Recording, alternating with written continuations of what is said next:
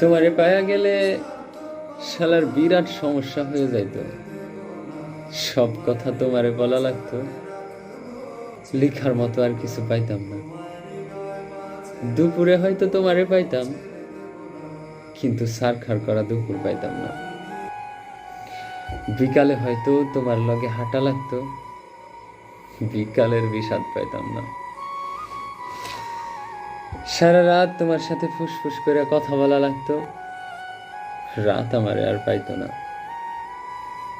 তোমারে পায়ে গেলে আক্ষেপ করার মতো কিছু থাকতো না, তখন আক্ষেপের অভাবে ভিতরটা ফাঁকা ফাঁকা লাগতো। তোমার ভালোবাসা একবার পায়ে গেলে চায়ের কাপের ভালোবাসা একটু কম কম লাগতো।